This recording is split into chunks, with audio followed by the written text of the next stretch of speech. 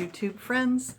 Well, today's video is going to be more about my new spinning wheel and the processing of the fiber that I bought from Shep's Wool and all the different stages it goes through, and hopefully I'll take you through some of those kind of quick. We'll fast forward so that you don't have to watch me do all of this repetitive activity, which a lot of yarn work is pretty repetitive, which is why people find it so peaceful, I think. Kind of zones your brain out. All right, but you may be wondering, what is she wearing today? Well, the goal of all this yarn at some level is for me to weave it and turn it into things.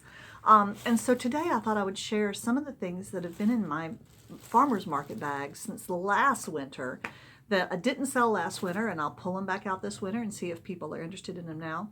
Some of the things I made at kind of the end of the season when people already had their scarves and hats and stuff and I just kind of overproduced. A lot of the stuff I have left is knitted. A lot of my woven things from my loom, those are the ones that sell. Interestingly enough, I had a hard time finding things that were woven that didn't sell. Maybe I should think about that. So anyway, here's a very silly hat with a little bow. I made this last year. I just kind of winged this one. I think that's kind of cute. Okay, we'll take that off. Yeah, those kind of hats are a little shocking to the hair. Okay, so anyway, that's crocheted. Yeah, I could go into crochet, but I won't. I don't crochet as much. And then this is a scarf. This is a scarf where I used a lot of odds and ends yarn. There's some sparkly stuff in there, real fall colors. I really like that. I like to double them over like that. There's another one. I have a big bag here of mostly scarves from last year. Here's another one just like that. I love this one. Love the colors in here. Some of these are kind of furry. There's a lot of reds, deep reds and greens. To me, this one feels very Christmassy. It's very soft. Oh my goodness, that feels nice. I like to double them over. Did you see? I'm sure everybody knows how to do this. But I like to double them so you have loop on this end, and then you put the double one around your neck, which makes you feel warm and cozy, and then it's not so long that it's all tangled up in your clothes, and it stays right here on your chest, and it looks good, and it fits under your coat really well. So this is, yeah, I like that one. If I didn't already have so many scarves, I might keep that one. All right, so let me get on to some other things. Oh yes, this is what I was trying to get out. I only have 2 examples of woven items. The first one I did last year. I'm not even sure what it is. I put some sparkly stuff in there, and I made this with yarn that a friend sent me that was kind of scratchy. It feels like burlap. So it's, and it's not real long, but it is kind of wide. It would be better for like a little tablecloth. Boy, my hair looks rough. Like a little table covering almost. So it's more than a yard long. Did you know that the measurement from your fingertips to your nose, if you stretch your arm out, that's about a yard? Anyway, but I do like the color combination. Again, those warm blues, greens, and reds. So the other thing that I wove, now I did this years ago. It never has sold, although I think it's cute, and it was so much work. I wove, this is a purse. Okay, see, it's got a little strap, and it's got frills on the bottom, and I wove that myself. I even lined the inside with fabric, and I installed a magnetic snap that you can't see from the outside. I mean, I really tried to do really nice work. And this is I think this is a huge I-cord or a triple braided cord. So in other words, 3 braids of yarn braided together for the strap. But this is just a lovely, see that nice pattern? Isn't that fun? This is not a herringbone. I really should do more herringbone. The herringbone scarves really sell because they look so classy and old-fashioned. It's the closest thing you can get to tartan without tartan.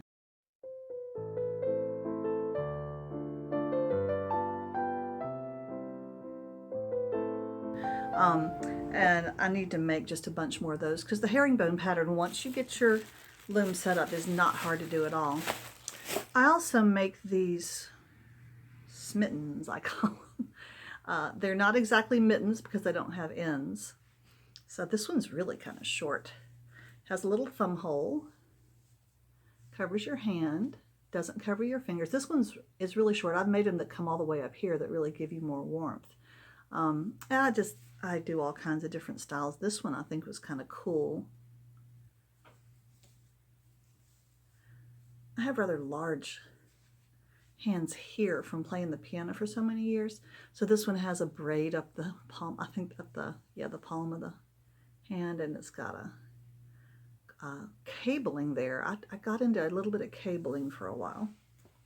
Anyway, oh, and the last pair I did, these I found, I partially completed one, and I found them in my knitting bag.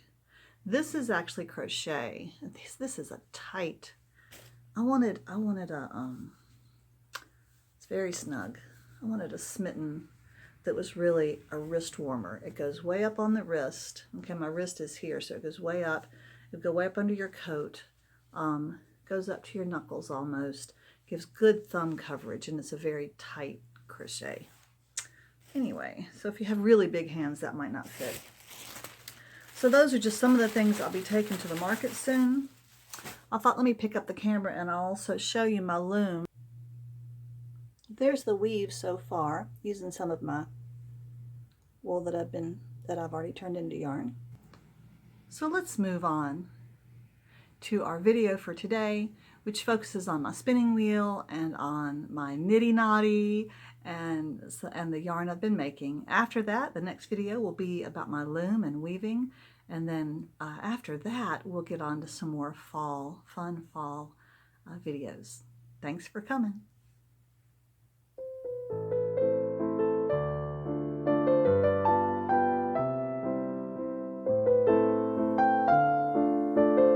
This morning I'm plying some yarn that I've already spun.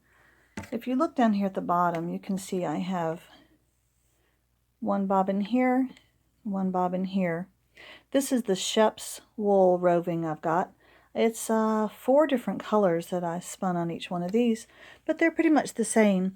And what I'm doing is I'm plying these 2 pieces together, and they're feeding through the orifice here and going on to a 3rd bobbin here. This is why multiple bobbins are so useful. I love this Lazy Kate on the bottom. It's just ideal for plying because this yarn feeds straight up from either side of my feet as I'm treadling, and it's just in the perfect spot for plying. You can see that I have worked the back of the bobbin, and I'm moving these little ring slides up as I fill the bobbin. So I thought I would show you how I ply this morning. And plying is really easy, and you get into such a rhythm. It's so much easier than spinning because really there's not any danger of anything scary happening. Pardon my knees, I don't want it to get tangled up in my skirt. When I spin the yarn, I have my wheel going counterclockwise. But when I ply, I have it going clockwise, okay? And it's just important to have those 2 be opposites because you put a lot of twist into your yarn, both of these yarns, the single ply, when you spin, and then they have to balance each other. If I spin it the same way, I would just get even more of the same direction of twist. I'm getting the opposite direction here. So now we'll do some plying.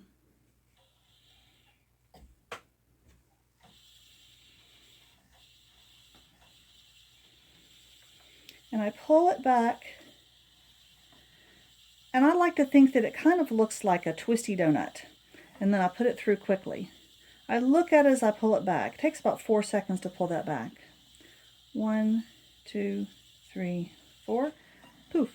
And it twists just a little bit more. It's kind of a loose twist there, and when I put it in, I can see that it tightens up a little bit more before I shove it in the orifice. The thing that makes me feel good about this is that I can tell when I shove it in, there's no pigtails. If this were really over twisted, when I shoved it in, it would form pigtails.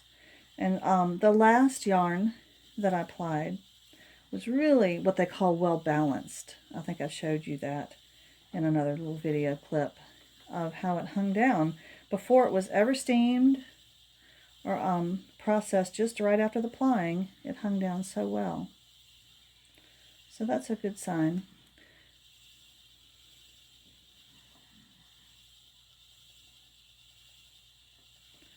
A lot of people say that plying is their favorite thing to do, and I think certainly as a beginning spinner, plying is easier than spinning because you're not scared of the roving coming apart on you or getting it too fat or too thin. The spinning's already been done. So, and it's also, as a beginning spinner, it's very satisfying to have your first plied yarn because you know that your single ply is really probably not good enough to work with, might not be strong enough to do anything with.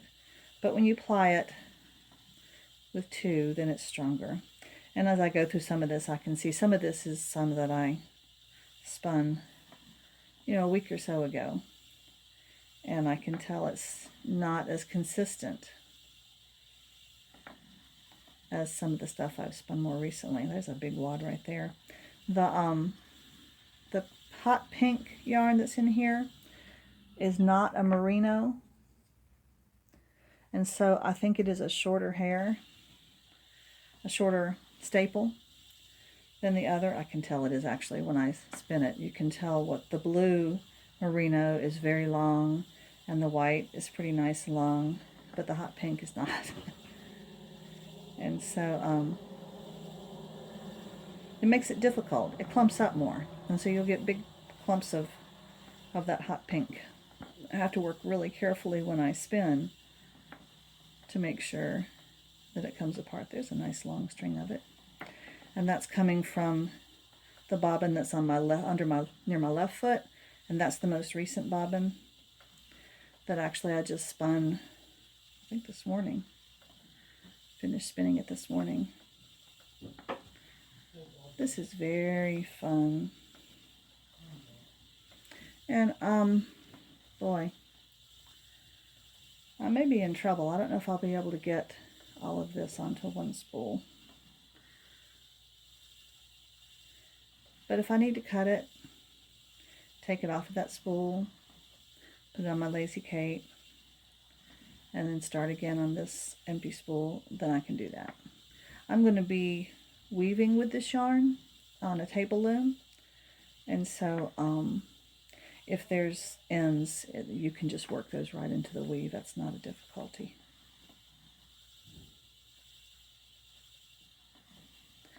I love the whir of the wheel. And this morning, right now, my treadles have decided not to squeak. Because they're wooden, they're kind of getting used to being used, honestly, I think. I love to look at that twist form just like that. And push it in. Twist, twist, twist, twist. If you don't have enough twist, your yarn really won't stay together. You may think, what a strange thing this is to do, but if you look at your yarn you get at the store, it'll be a 2-ply, 3-ply, 4-ply. Even something as thin as sock yarn will have various ones plied together. A lot of people really love to do very, very thin, even lace weight, single ply, and knit with that. And that's a beautiful thing to do. But I really like, I don't want a super chunky yarn, but I kind of like a regular weight. Okay, let's move this down again. I'm yapping so much. This is going to really fill up. See how easy it is to stop and start again? Some of the features of this modern wheel are really nice. You can tell they had some real spinners who thought about the structure. I love being able, I can sit right here and see what my bobbin is doing. And I have my friendly mentoring spinner nearby told me how important that is in a castle wheel, to have a bobbin that you can see when you're sitting. So you don't have to actually stop your spinning to see what your bobbin's doing. But I will say, I am loving this Kromsky wheel. I did take the big wheel and my bobbin to a friend of mine, an elderly friend who does beautiful woodworking. My husband and I took it to him yesterday, and he looked at the wheel because it's the axle that is bent on that wheel. That is the reason why it was wobbling so badly and why I couldn't use that spinning wheel, my antique spinning wheel, and why I had to get a new one. And when I realized it was the axle and not the actual wood of the wheel that was making it act so funny, then I thought maybe we can straighten this axle. So I took it to him. He's going to try to remove the entire axle out of the middle, the hub of that spinning wheel, and see if he can straighten it in a vise. I told him if the hub cracks and if it doesn't work, that he tried, but the wheel's not usable as it is, so you might as well give it a try. And he looked at the bobbin. I only have one bobbin, and as you saw today, 3 bobbins. How would I be able to ply like this? I had to make my own Lazy Kate, and I had to have kind of made-at-home bobbins made out of toilet paper rolls in order to ply on that other wheel. So he's going to he said it'd be no trouble to make me 2 more bobbins. So he's going to do that, which I think is just wonderful of him because he has skills that I don't have.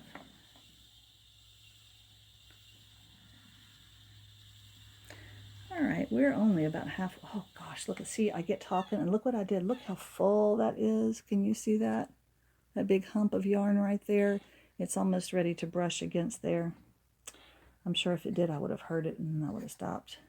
But I'm really packing this bobbin. Ooh. And actually, that's not good. You don't want your bobbin to rub on the yarn because this is wool, and that will felt that yarn, I'm sure, if it gets irritated like that. So you have to not chat with all your YouTube friends while you're plying your yarn. I could never spin and talk to y'all. I'm sorry, I'm not that good yet. I know there's people who can spin without looking at their hands and talk to their audience. And yeah, someday. My mentor spinner, who is just such a dear, she showed me some, yeah, that's really, some of this is very twisty. She showed me some yarn, some single ply that she had spun. She had it on a bobbin, and it was just as thin as a cobweb and absolutely consistent. I looked at that bobbin, and I didn't see a single place where any of the yarn that was visible was any different width than any other piece. And I looked at her and I said, please tell me that that's just a result of practice. And she smiled and said yes, because you can see here, I don't mind this kind of yarn. And actually, I think this will weave. It'll be really pretty. It'll give it a lot of texture. But real skill is being able to do it thin. Real skill is always being able to do something consistently. My brother is a potter. He used to do quite a bit of pottery. And he said, throwing one beautiful pot is not hard. Throwing 20 beautiful pots that are all exactly the same, that is where the real skill is. It's just about as full as I'm comfortable with. Okay, so why don't you watch what I do here. It makes sense if I have 2 bobbins full of single ply. I'm not going to be able to put both of them onto one bobbin. Now this bobbin wants to spin around. You do want to tie a little knot at the end so that you don't lose any of that twist.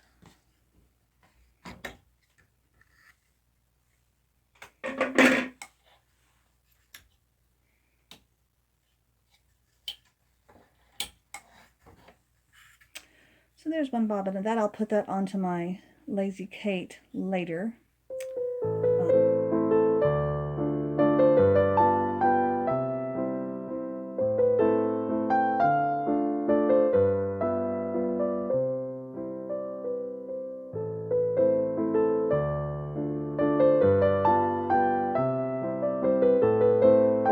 I'm taking my plied yarn off of my bobbin, just coming straight through one of these, not through the orifice.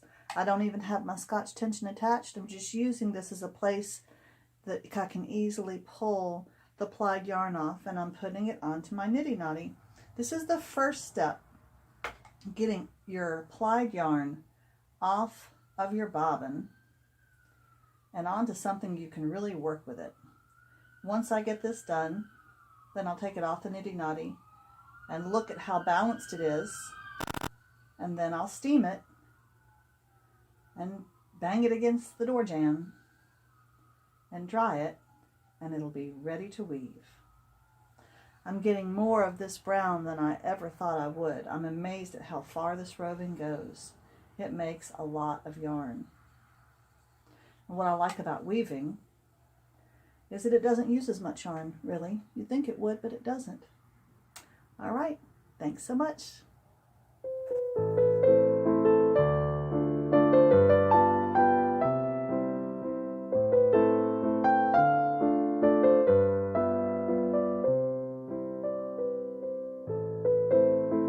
I'm back this morning winding yarn in my studio.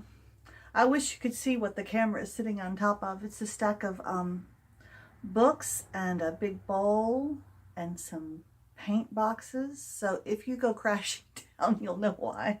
At the bottom of it all is my shorter Oxford English Dictionary. It's like this thick, so it's got a good foundation. Anyway, this morning I was sitting here winding yarn, listening to my YouTube mentor. I don't know if I call her that. This is Kate.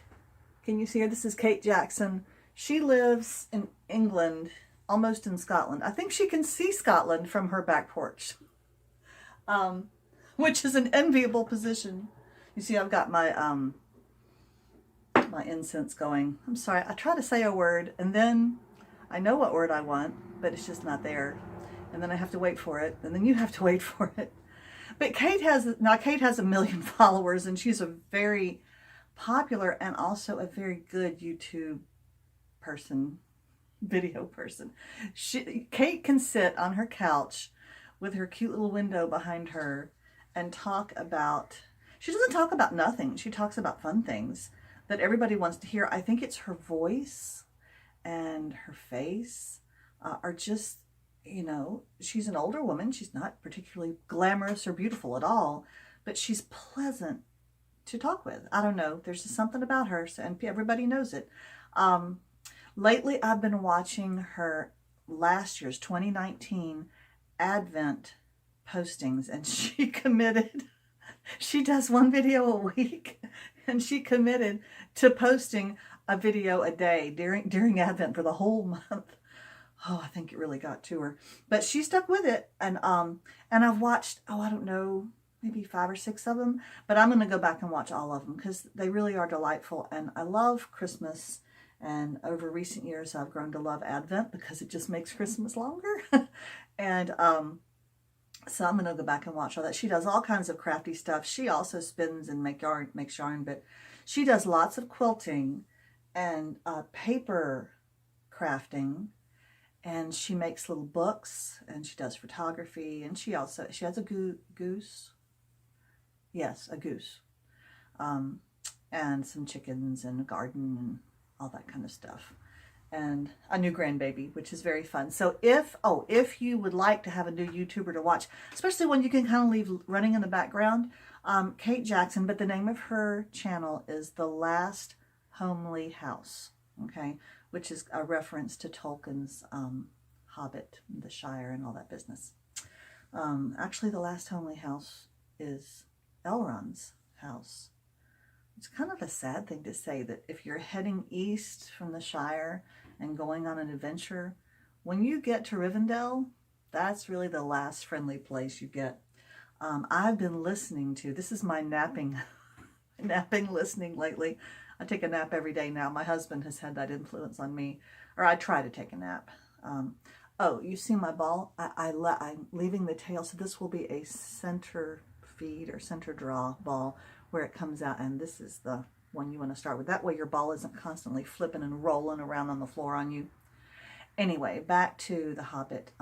There is a wonderful theatrical audiobook I keep on posting this on Facebook. Nobody seems excited yet, but I love this. I'm on my second listening. I don't ever do audiobooks. I've never enjoyed audiobooks, podcasts, that kind of stuff. I really am a visual person. But when you're taking a nap, you don't want to be visual.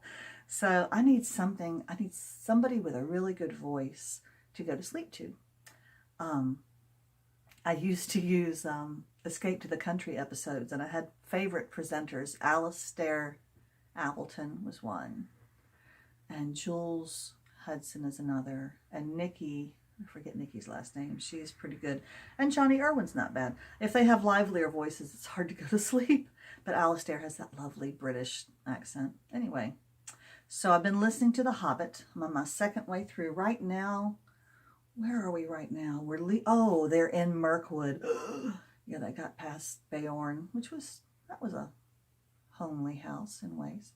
Anyway, this is, if you just look up The Hobbit theatrical audiobook on YouTube, it has the music from the movies, which is by Howard Shore. Wonderful music. It has all of those songs. It has the dwarf song, but also the elves songs, and even the goblin songs. So that's great.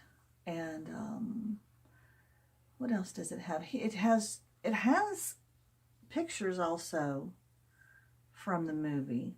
So I guess at some level he was able to get permission to do that, because this is pretty popular, and he's very good. His I forget his real name, but it's produced by Bluewave, is the name of his production company. And he's also done Lord of the Rings, but you can't find it on YouTube. But The Hobbit you can find on YouTube. And the text he's reading is just Tolkien's book. He's not taking anything from the movie in that respect. But what he does is, it's theatrical because all of the voices are distinct. So he does all these different voicings. He's a voice actor. This man whose name I can't remember. And then he also has side effects like thunder or crackling fires or whatever. He has all these different sound effects. So that's worth listening to and good for a nap. Kate is good. I love to run her longer videos that are sometimes 50 minutes to an hour while I'm doing something like this, because this becomes boring if I don't have something going on, and so I give up on it because I'm easily bored and have to be entertained. That's terrible to admit. Ugh. So it's just enough to keep me going. I don't know if I'm any good at this kind of chatty YouTube, but we'll give it a try. What can it hurt? YouTube has plenty of space for all of our videos. I'm about done with this ball. This has been a delight. I was really pleased. This is not perfect yarn, but I was pleased with how it turned out. It's the best yarn I've done so far, so it's my best yarn. Adam uses that philosophy with our dogs. We talk about who's your favorite dog or who's your best dog, and you don't want to do that if you've had 10 dogs over the course of your life. They're all different and you love them all. And so he calls it best dog status, and it's not that, say Bobo. Bobo! He's watching for Adam come back from the doctor, so he is not interested in getting his eyeballs off the door. But anyway,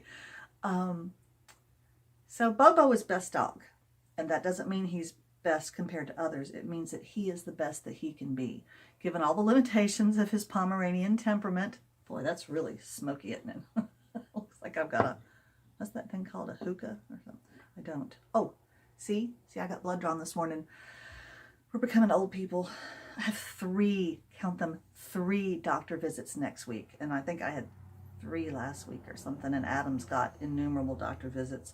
But he's got doctor visits because he's got a very severe, used to be always fatal, oh goodness, I've been a tangle of that, autoimmune illness. And now, how did that get so bad all of a sudden? But now, since steroids, it's treatable, although steroids, of course, are horrible for you. So now they have other drugs they put you on, which are also scary because they shut down your immune system. But people do, okay, the end of this is going to be a mess. I'm glad you actually can't see. I've got this cute, this is what I put in the middle of my skein. Isn't that a cute little clock? I got that at Ernie's Rock Shop many years ago in Brevard, North Carolina. I'm trying to use it to keep my tangling from getting more severe than it otherwise will be. Boy, that's pretty bad. Okay, well, at least I'm at the end. Anyway, we're at the doctor a lot. but he's there this morning. I got back. I had to get my blood drawn because it looks like I might be a little teeny bit pre-diabetic, which is not surprising. My dad had diabetes for 40, almost 50 years. So I'm not surprised, but I'm going to change my diet. I've let Adam be in charge of my diet for these many years because he's the cook and a wonderful cook he is. But I've got to get after it. So we're walking every morning. He's trying to fight the effects of 40 milligrams now of prednisone every day, which makes you quite large. Nothing you can do about it. So he's fighting that. Anyway, I don't want to talk about that stuff. Who wants to hear about that? So what else is there to talk about? Oh, Kate Jackson. Yes, and she did Advent, and I'm just so excited about Christmas. I want something happy in 2020. I bet when she did those Advent postings last December, she was tired from that and she was apologizing and stuff. And none of us had any idea last December as we moaned and groaned about our various trials. We had no idea what was facing us in 2020, just a few months away. It's been a rough year. Our medical issues have been distressing. The first medical assistance I got this year was I got a therapist. Wow, that's a terrible face to make when you say that. She's a lovely woman, and I am so thankful for her because one of the first things she told me to do was to go take care of my medical health, and to go see my primary care, and that I needed a mammogram, and that I needed a colonoscopy, which I'd been putting off since my mother had colon cancer. And so she told me to go do that, and for some reason her telling me to do that was different from other people telling me to do that. I don't know why. But now I'm taking care of all those things. And I was kind of getting used to the idea that I was going to be achy and slow and pre-elderly from now on, that my body was kind of starting to shut down and this was normal, but it's really not normal at 57 years old. So I'm very thankful for my therapist. Things are going very well. I don't know if she's going to keep me much longer. I don't know. I think she thinks I'm getting better. Hard to tell. But I'm going to start doing some self-care. I've posted about that on my blog. But I wanted to mention it here because I know that a lot of you ladies out there are like me. You're way past 50 now. You're pushing 60. And you've spent all your life caring for other people. And you've gotten way, way out of the habit of caring for yourself. And you feel like you're kind of at the point where you're way over the hill and you might just be able to just slide in, to the finish line. But it doesn't work that way, really. And if you want to stay in good enough health to enjoy these years ahead, you can enjoy them. It only takes a little bit of change. And that's the change I'm trying to make. Adam is very supportive. But I want to encourage you to do that. If you are like me and you just don't go to the doctor, go to your doctor. I had to reestablish care with my PA because I hadn't seen her in 6 years. So go do that. And she's going to want you to make all kinds of appointments and referrals and get things done you haven't had done. Because actually life is pretty good. It really is. We have nothing to complain about. As we all know, next year could be worse. But I'm going to do some more combing and blending of yarn today. I've got, let's look and see how much yarn I've got. Okay, so here's my digital scale. But I bought this for making soap, but man, it is useful in so many things. Like if I'm making a yarn, if I'm knitting something, say 2 gloves or 2 socks, and I have a limited amount of yarn, and I'm wondering if I have enough, and I get finished with the first sock, I can lay it on the digital scale and see how much it weighs, how much the yarn weighs. And then I can take it off and I can lay the rest of my ball on the scale and I can see if I have enough. Isn't that amazing? Before you commit yourself to that second sock. So anyway, let's see how many, can't see that. 71 grams. 2.5 ounces. 2.5 ounces of yarn. So there you go. Nice and light and fluffy. I'd like to do another ball like that. I want to make sure I have plenty before I start weaving a scarf with this, and with my blue as well, and with my old alpaca. I'm going to make a few scarves and see what I think of them and how they behave. Well, if you've made it to the end of this video, I admire you so much. I don't know if I have any skills at chatting while I do craft stuff, but we'll see. Thanks for joining me. Talk to you later.